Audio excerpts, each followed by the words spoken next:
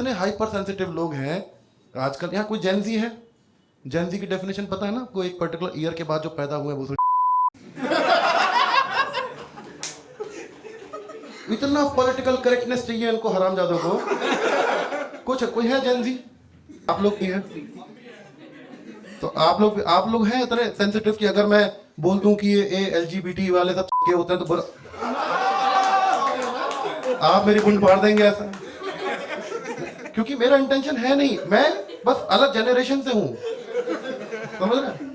हम लोग को नहीं सिखाया गया कि क्या सर, हम अगर औरत को बताना होता है कि ये इसका कैरेक्टर ठीक है तो हम वर्ड यूज करते हैं ये बदचलन नहीं है, जो हमारी गलती नहीं है। मेरी उम्र 41 साल, 80s की पैदाइश हूं मैं। यहाँ पे कोई है 80s 90s वाले? 90s वाले आप, वो हम लोग की परवरिश अलग तरीके से हुई है, राइट? हम लोग के टाइम पे पॉलिटिकल करेक्टनेस नहीं सिखाई जाती थी। आजकल क्या जमाना आ गया, आजकल आप लोगों के मुंह पे सच नहीं बोल सकते, आप मोटे को मोटा नहीं बोल सकते है, काले को काला नहीं बोल सकते, आप मोटे को उसके मुंह पे मादर बोल सकते हो, वो somehow अलाउड है, वो कूल है। लेकिन उसकी भावनाओं को ठेस पहुंच रही है मोटा बोले जाने पर। हम लोग के टाइम पे ऐसा नहीं था। In fact body shaming was a part of our culture. हाँ, मूवीज में इनकरेज किया जाता था। अमिताभ बच्चन ऋषि कपूर का बहुत फेमस गाना था, लंबू जी टिंगू जी। दोनों दोस्त एक दूसरे को बॉडी शेम कर रहे, मजे में जिंदगी कट रही है। और अमिताभ ने अगली पिक्चर में लाइन ही क्रॉस कर दी, अपनी बीवी को बॉडी शेम करते हुए गाना बनाया 12 स्टैंजा का, सारे ऐप गिना दिए कि जिसकी बीवी मोटी उसका भी बड़ा नाम है, बिस्तर पर लिटा दो, गद्दे का क्या ही काम है। मैंने कहा भाई तेरा आइडिया बड़ा अच्छा है लेकिन मेरे को एक्स्ट्रा गद्दा चाहिए क्योंकि गांव से फूफा आ रहा है मेरा। अब तू जो बोल रहा है अगर मैंने वो गद्दा बिछा दिया तो मेरा फूफा कभी वापस नहीं जाएगा। मैं तो कुछ क्यों बता रहा हूँ, because I have been a victim of body shaming when I was a kid. मेरे संग हुआ है यह हादसा, बहुत ही ट्रॉमेटिक था। आपको यकीन नहीं होगा बट जितना मैं अभी दिख रहा हूँ, बचपन में इससे भी 4 शेड ज्यादा काला था, बहुत एकदम भुजंग। मेरी माँ परेशान हो जाती थी, मैं कपड़ों में रंग छोड़ दिया करता था। और ऐसा नहीं कि हमने ट्राई नहीं किया, सारे नुस्खे आजमा के देखे। वो क्रीम आती थी, क्या नाम था उसका, देखो सबने लगाई है, यहाँ रखा है नाम सबके, फेयर एंड लवली, उसमें शेड कार्ड आता था, पाइए गोरापन 14 हफ्तों में यहां से यहां तक। मैंने लगाना शुरू किया, मैं यहां से यहां खिसक गया। कंपनी वाले फोन किया, मैंने कहा भाई साहब उर्दू में बना दिया है क्या स्ट्रिप?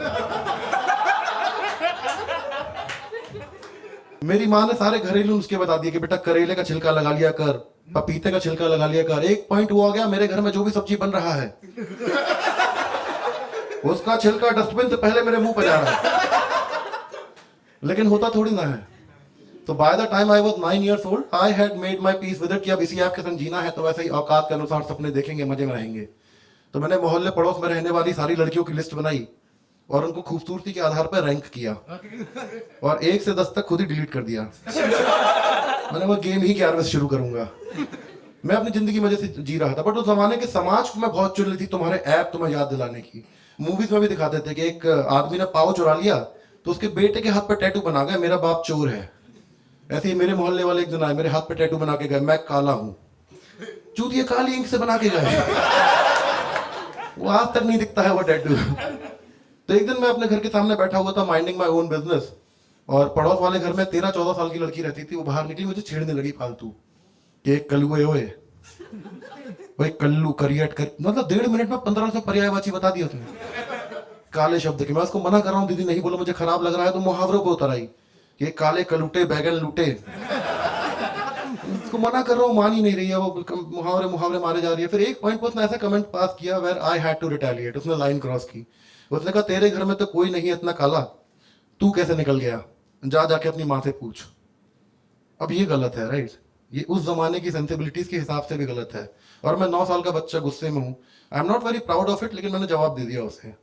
मैंने कहा तू क्या काला काला बोल रही है, तेरे को दिखाई भी देता है क्या भैंगी? वो लड़की स्क्विंटाइज थी। स्क्विंटाइज पता है किसी को? कि आप देख यहाँ रहे हो बट आपकी नजर वहां है। तो मैंने गुस्से में उसको भैंगी बोल दिया। वो गुस्सा हो गई, अपने घर में घुसी। अब उसके घर से रोने चिल्लाने की आवाजें आ रही हैं, बर्तन फेंकने की आवाजें आ रही हैं, और मैं डर गया। मैंने कहा ये कंप्लेंट करी पिटवा देगी मेरे को, जाके सॉरी बोल देता हूँ। तो मैं उसके दरवाजे पे गया, देखा वो बैठी है, उसके आजू बाजू माँ बाप बैठे हैं, उसके समझा रहा है। उसका छोटा भाई जो मेरी उम्र का, मजे ले रहा है वो। यहाँ क्या हो गया, बहंगी बोल दिया, है तो सही तू बहंगी। मैंने धीमे से उसको बोला सॉरी दीदी, उसने डांट के भगा दिया, निकल जा मेरे घर से। मैं वापस अपने घर आ गया। मैंने कहा पक्का कंप्लेंट करे कि मम्मी पापा ऑफिस से आने वाले हैं तो उनको इम्प्रेस करना पड़ेगा। तो मैं किचन में गया, 2 कप चाय बनाई, 2 गिलास में पानी निकाला, लेकिन मैं ड्राइंग रूम तक पहुंचा हूं, देखा मेरे माँ बाप आ चुके हैं, वो लड़की उसके माँ बाप भी आ चुके हैं। 2 सोफे पे 2 फैमिलीज बैठी हैं, ये तीनों लोग बस हाथ जोड़ के मुंह सड़ा के बैठे हैं, कोई कुछ बोल नहीं रहा बस। तो पापा ने पूछा उनसे, भाई साहब क्या हो गया, कोई बात हो गई क्या? अरे छोड़िए भाई साहब, क्या ही बताए। पापा को लगा इनके घर में किसी की मौत हो गई है जब।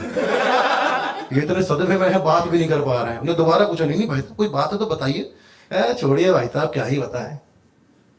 पापा बोले यार कोई बात है तो बताइए, नहीं तो निकलिए मेरे घर। हम लोग भी थके आ रहे आए ऑफिस में। तब उन्होंने कहा कि आपके लड़के ने हमारी लड़की को बहंगा बोल दिया। तो पापा ने गुस्से से मेरी तरफ देखा, फिर उनकी तरफ देखा, फिर उनकी लड़की को देखा, फिर बोले देखिए भाई साहब मैं समझ सकता हूँ बुरा आपको बहुत लग रहा होगा, लेकिन अगर आपको इतना ही बुरा लगता है तो आप इलाज क्यों नहीं कराते? ट्राई तो करके देखो एक बार। इतना वो लड़की बात से बोली, छोड़ो पापा, जाहिलों से बात करके क्या फायदा। मेरे पापा ने कहा बेटा एक्सक्यूज मी, आपने जाहिल किसको बोला? कहते समझदार के लिए इशारा ही काफी होता है। पापा बोले हाँ बेटा इशारा काफी होता है, लेकिन अब बोल हमको रही है, इशारा अपने बाप को कर रही है। The whole point of the story is कि एक तो ये पूरी तरह से सच है, ये वाकई, हाँ नहीं सच, पापा वाला पार्ट एग्जैजरेटेड है। उन्होंने बदतमीजी नहीं की थी, उन्होंने धर के कूट दिया था मुझे, बट वाकई में ऐसा हुआ था। और दूसरा पॉइंट ये है कि इसी दुनिया, इसी देश, इसी समाज में अब से कुछ साल पहले तक ऐसा माहौल था कि जहां लोग एक दूसरे को काला और महंगा बोल दिया करते थे। 2 पल की नाराजगी होती थी, लेकिन कोई FIR नहीं कराता था, कोई जान से मारने की धमकी नहीं देता था। अब हमको क्या हो गया, हम कितना गुस्से में रहते हैं, देखा है आपने, हर वक्त गुस्से में रहते हैं, लड़ाई झगड़े के बहाने ढूंढ रहे हैं हम लोग। आपके शहर की खबर है, एक भाई साहब को अप्रेजल उनके मन के मुताबिक नहीं मिला, तो उन्होंने गुंडे भेज के अपने मैनेजर को बीच चौराहे पिटवाया और वीडियो बना के वायरल किया है। आप समझ रहे हो, मेरा प्रमोशन होने वाला था, मैंने जाके हाथ जोड़ा, मत करो भाई साहब।